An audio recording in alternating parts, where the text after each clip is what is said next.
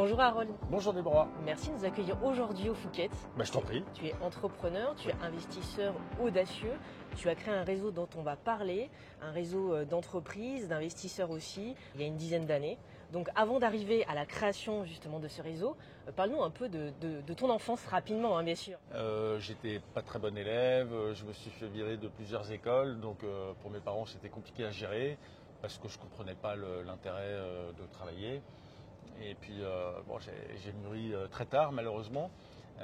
Et puis j'ai fini par passer mon bac et ensuite faire une école de commerce. Donc au final, voilà. Pourquoi les études de commerce et est-ce que les études de commerce t'ont amené justement à l'entrepreneuriat? L'entrepreneuriat, c'est arrivé bien plus tard. Ouais. Moi, j'ai fait une école de commerce parce que je ne savais absolument pas ce que je voulais faire. Et l'avantage d'une école de commerce, c'est que c'est une formation qui est très large. Et donc, ça permet d'amener un peu à tout. Et je ne veux pas dire n'importe quoi, mais en gros, Ça forme l'esprit. ouais, Quoi. ça permet d'ouvrir pas mal de voies. Après, j'étais passionné par tout ce qui est télécom, etc. Donc, j'ai travaillé dans les télécoms. Et au bout de quelques années, je me suis dit que j'allais me mettre à mon compte. Donc, j'ai fait une rupture conventionnelle avec mon employeur. Comment tu es passé du salariat à l'entrepreneuriat? Explique-nous. Objectivement, ça a été un déclic. C'est-à-dire qu'avant, j'étais salarié, j'étais très content. Je travaillais du lundi au vendredi. Et puis, le vendredi soir, c'était des mini-vacances jusqu'au lundi matin. Il y avait le salaire qui tombait à la fin de chaque mois. C'était un peu automatique. Et puis un jour, j'ai eu le déclic, je me suis dit, mais je peux me mettre à mon compte, je peux faire les choses tout seul sans qu'on me dise ce que j'ai à faire, je peux gérer mon emploi du temps tout seul. Et puis le but, c'est de monétiser mon carnet d'adresse parce que je commençais à avoir un petit réseau et tout. Parce que avoir un réseau, c'est facile, mais le monétiser, c'est quand même plus difficile. Et puis j'ai eu le déclic, je me suis mis à mon compte. Le début a été compliqué. C'est vrai qu'on est à la fois comptable, chef d'entreprise, on fait aussi le café pour soi-même. Hein. Non mais voilà, on fait tout et puis je te dis, on découvre des mots comme URSSAF, TVA intracommunautaire, facture pro forma, facture acquittée, etc.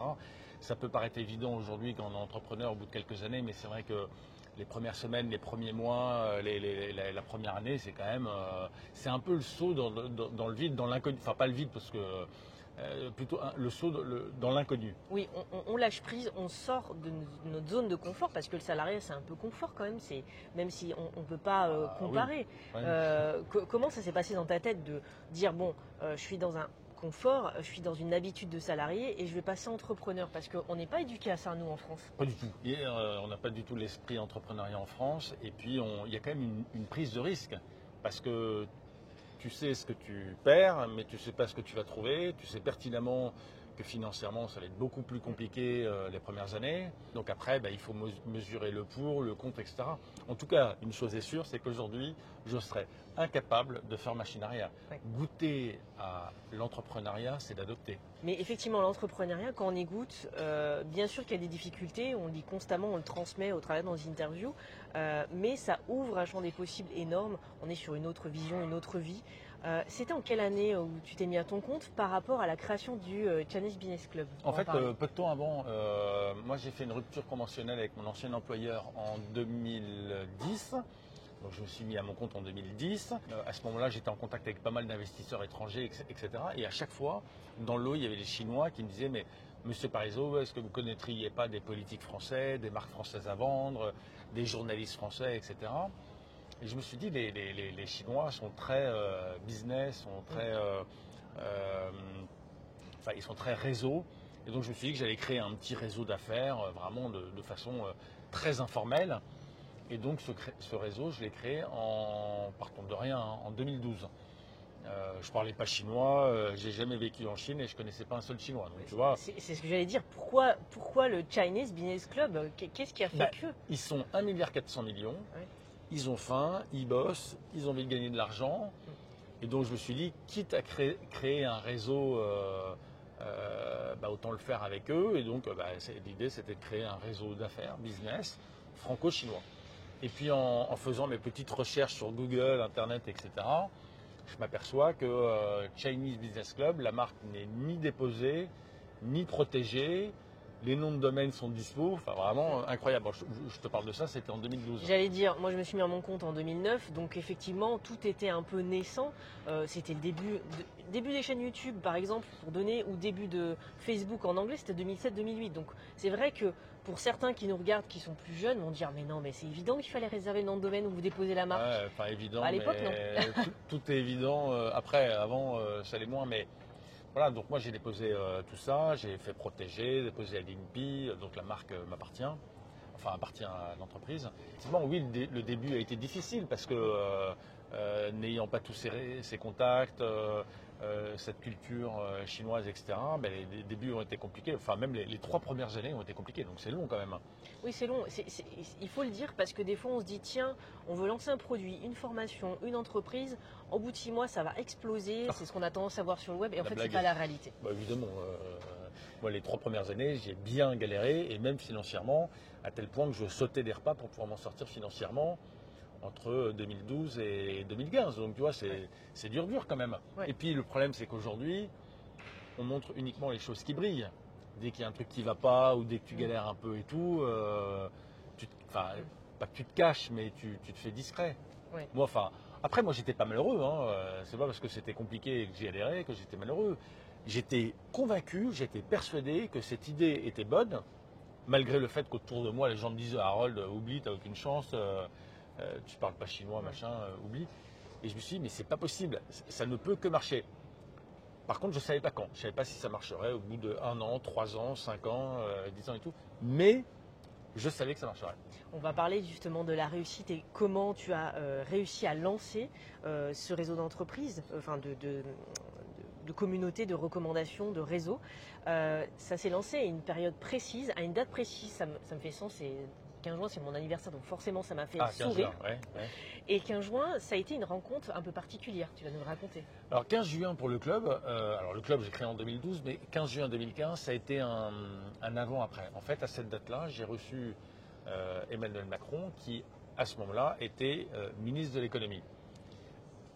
Je ne le connaissais pas, j'ai appelé le standard de Bercy, donc vraiment j'ai tenté ma chance, donc comme quoi dans la vie, il faut tenter sa chance. Et d'ailleurs, curieusement, plus on tente sa chance, plus on a de chance. Oui, c'est un peu comme notre rencontre. Hein.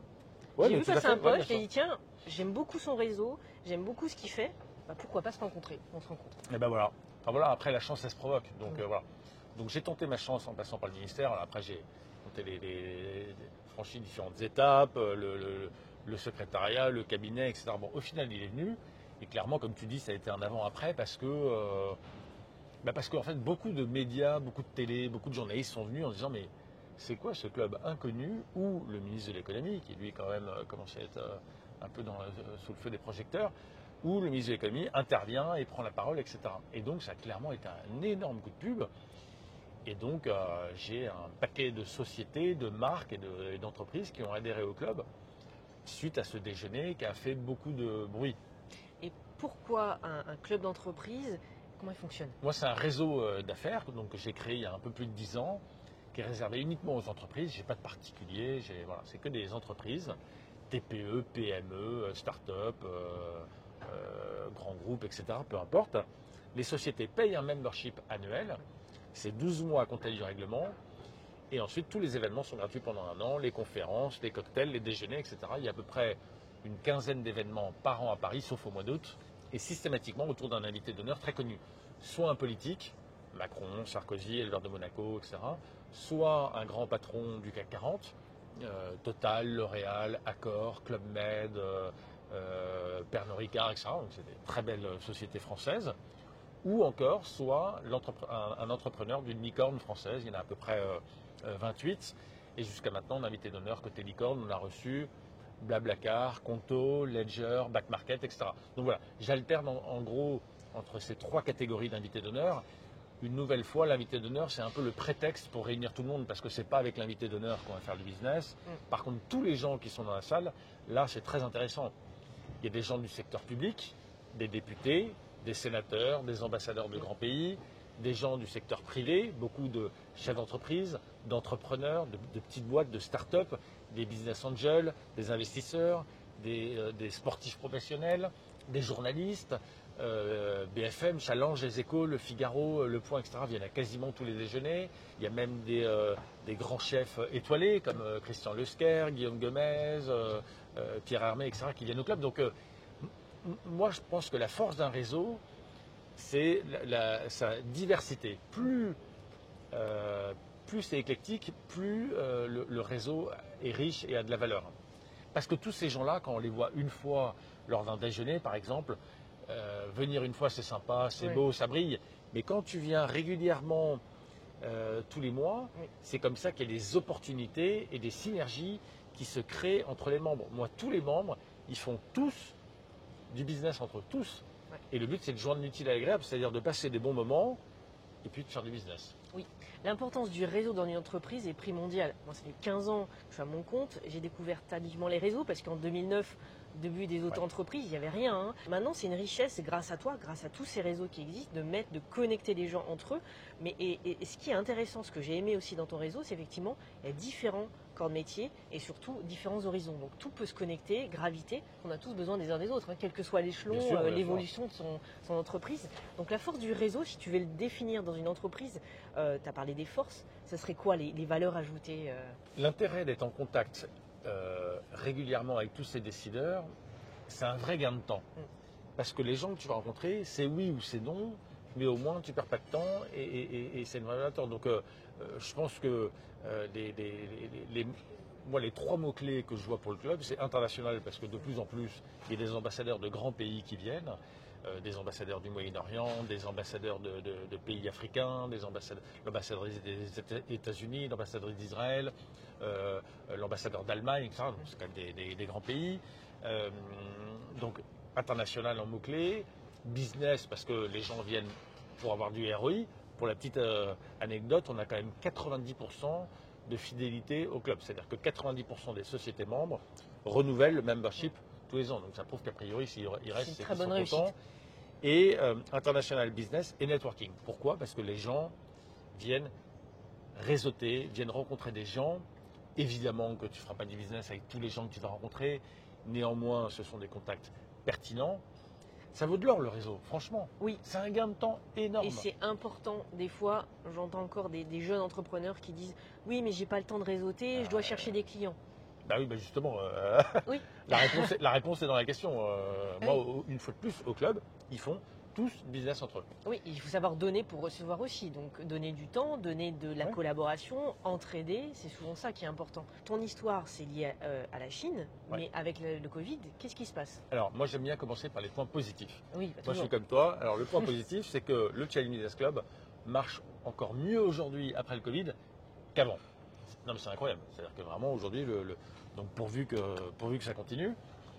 Pour répondre sur le point Covid, bon, évidemment, ça a été très compliqué. Il ne s'est rien passé pendant 18 mois au club. Pour que les sociétés membres ne soient pas impactées, résultat, j'ai prolongé les memberships de toutes les sociétés membres de 18 mois. Donc pour eux, financièrement, ça ne changeait rien. Pour moi, il n'y avait aucun revenu et aucune rentrée d'argent, et d'ailleurs aucune aide gouvernementale. Parce qu'en fait, les aides, c'était selon le code APE, donc ça c'est un mot technique, ou au code NAF, je ne sais plus. Mais en gros, moi, mon code NAF, il est société de conseil. Or, seules les entreprises liées à la restauration et liées à l'événementiel obtenaient des subventions. Donc, j'ai eu 0 subvention. Donc, j'ai coûté 0 aux contribuables pendant tout le Covid. Heureusement, j'avais un peu de trésor, parce que le club marche bien, donc j'avais de la trésor pour pouvoir continuer à me payer pendant le Covid.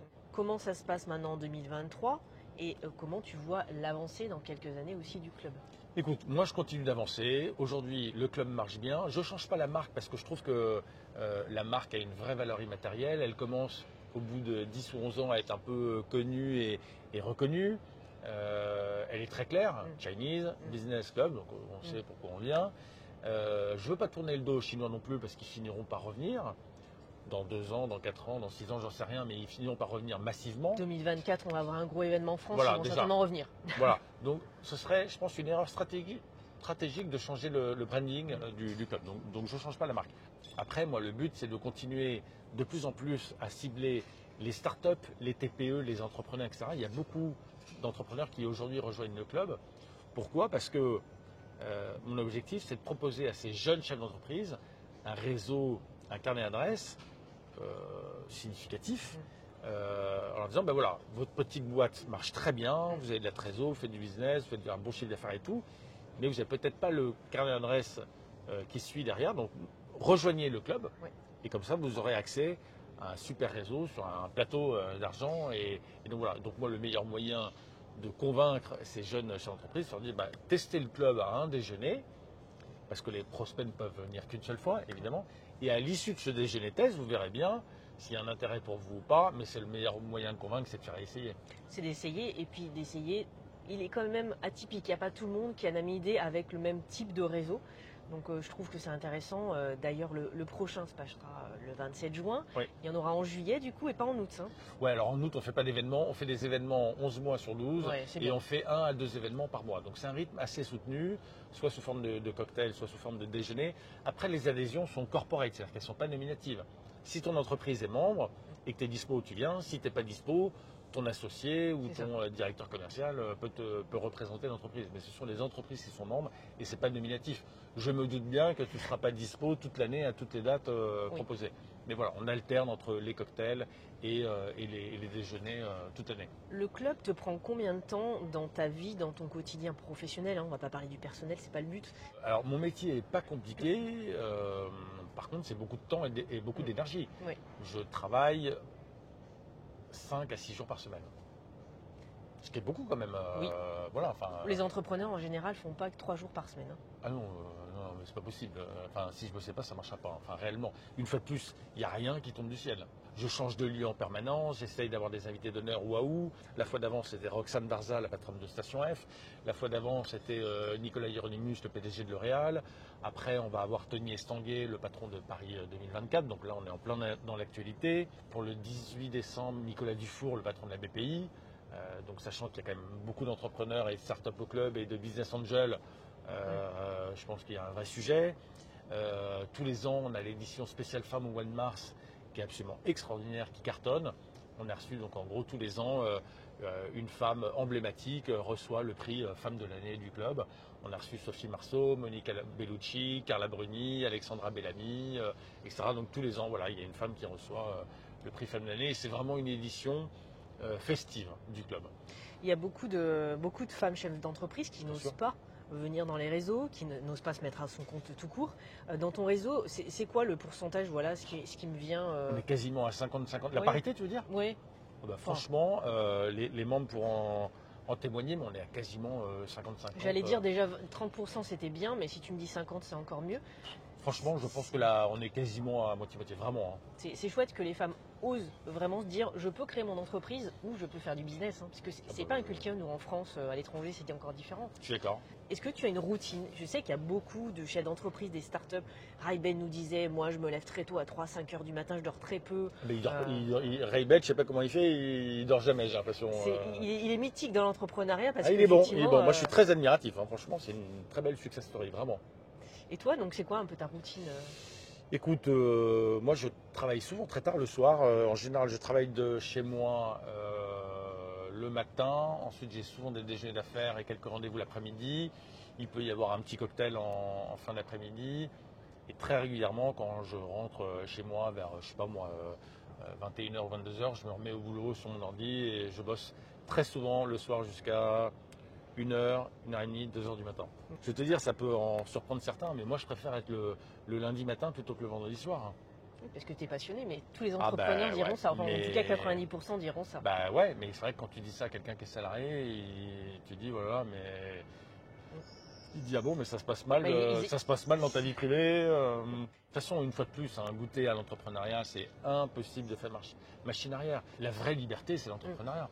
Oui. Liberté professionnelle. Hein, je pense. Oui, professionnelle, parce que certains diront oui, mais associer ça à des enfants, une vie de famille, etc., c'est compliqué.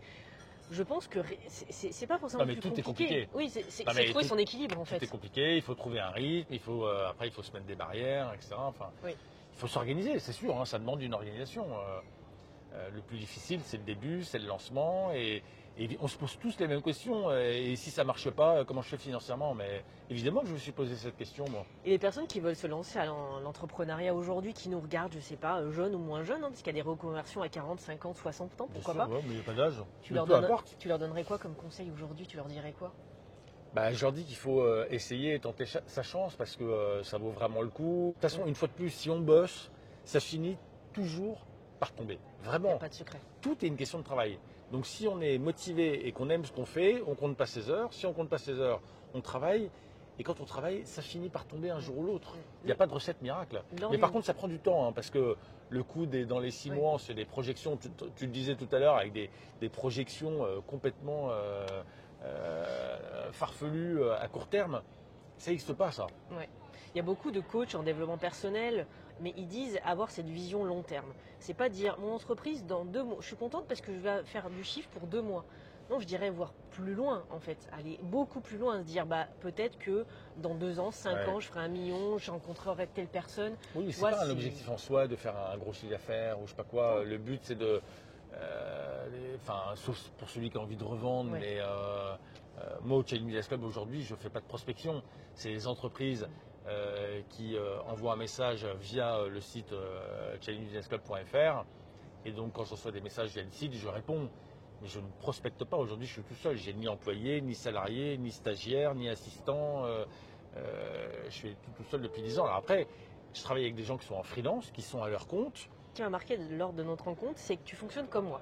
Mon entreprise est sous une forme d'agence, mais c'est que des freelances. Ouais, bah ouais. Et c'est vrai mais que c'est l'avenir, hein, le freelance. Quand tu vois que même les enseignants se mettent à leur compte, ils en ont marre d'être employés, enfin salariés de façon classique. C'est vrai que c'est ce nouveau monde qui est en train de changer. Regarde, les cowork existent. Alors, je me rappelle, il y a 15 ans de ça, me poser dans un bureau, il fallait avoir l'enseigne, le bureau, pilier. Maintenant, c'est fini. Et puis aujourd'hui, le rapport employé-employeur dérange beaucoup de monde. Oui. Pas de problème. Supprimons-le. Oui. Attribuons un numéro de SIRET à chacun d'entre nous, un peu comme la carte vitale qui va être intégrée à la carte d'identité. On peut très bien rajouter dans la carte d'identité, en plus du numéro de sécu, un numéro de SIRET. Et puis ensuite, je te fais travailler, tu me factures. Tu me fais travailler, je te facture. Et facturons-nous tous les uns les autres. Moi, je partage cette vision, mais c'est vrai que souvent, ça peut choquer. Hein, ça peut choquer. Bon, on verra les réactions hein, quand on diffusera notre interview. N'hésitez pas à commenter. Tes rencontres, vraiment, ta rencontre qui t'a le plus marqué dans ton parcours? Ma rencontre, il y en a plusieurs. C'est des rencontres, oui. J'ai eu la chance de recevoir plusieurs fois Nicolas Sarkozy. Alors après, qu'on partage ou pas ses idées politiques, le sujet n'est pas là. Emmanuel Macron, qui est venu en 2015 et qui peut-être reviendra lorsqu'il ne sera plus président de la République. Et puis une rencontre un peu atypique. Malheureusement, il nous a quittés depuis, mais c'est vrai que j'en parle souvent parce que c'est un grand monsieur, c'est Jean d'Ormesson.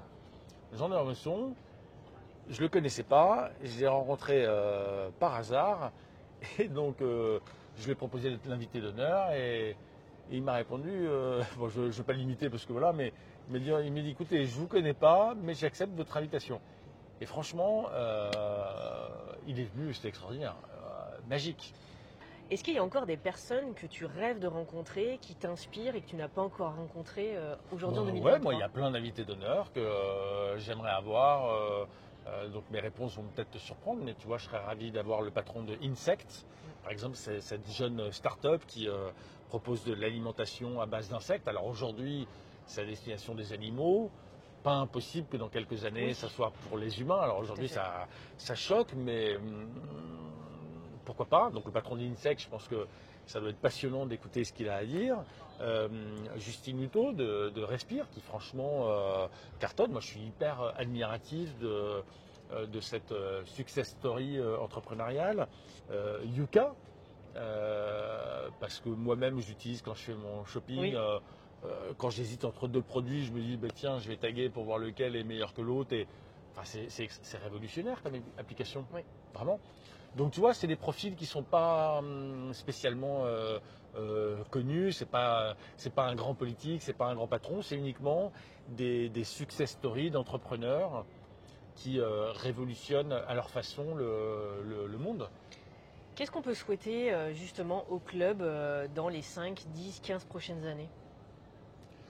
Moi, j'ai envie de continuer à grandir, à grossir, à innover. Je veux que mon club soit utile pour les entrepreneurs. Et aujourd'hui, le fait de constater que le club est franco-français à 90%, avec 90% de fidélité au club, c'est vrai que ça me fait plaisir, mais le but c'est de continuer dans cette voie-là, d'innover, de trouver des nouvelles idées, de faire en sorte que les membres ne se lassent pas. Donc en permanence, voilà, rien n'est figé en fait, tout vit, tout évolue, etc. J'aime bien poser ce genre de questions à la fin de notre interview. Ouais. C'est un peu cette question, on fait un retour dans le futur, j'ai envie de dire. D'accord. Si aujourd'hui, là, en face de toi, tu voyais le Harold de 10 ans, Ouais. ou ado de 15 ans, Ouais, bon, c'est pareil. C'est pareil, hein, c'était en parce que pleine j'ai crise. mûri tard, alors j'ai mûri très tard, donc franchement, Et ben, tu lui dirais quoi en face? le garçon de 10 ans, je dirais, écoute, t'es très mignon, mais le travail c'est important et il n'y a pas que s'amuser qui compte dans la vie. C'est bateau ce que je dis, mais C'est marquant pour ton histoire. On va mettre toutes les informations pour les internautes, les auditeurs qui nous regardent aujourd'hui. super. Ceux qui nous regardent rapidement, rendez-vous mois de juin et sinon juillet. Et puis après, de toute façon, tout sera indiqué Septembre, sur ton octobre, site. novembre, décembre, il y a des événements tous les mois. En tout cas, merci beaucoup Déborah Merci à toi de et nous Sarah. accueillir dans ce magnifique Sarah décor. que vous ne voyez pas, mais qui est également présente. Oui, parce qu'on le dit très peu. C'est une interview, c'est aussi grâce à une équipe. C'est comme Tout une à fait. entreprise, c'est grâce aux freelances qui sont autour de nous. On ne le dit pas assez. Bon, En tout cas, merci pour ce précieux échange qui fait sens. Puisque... merci beaucoup. Et puis nous, on se retrouve très bientôt dans une prochaine interview, rencontre inédite d'entrepreneurs. Top. À bientôt. À bientôt.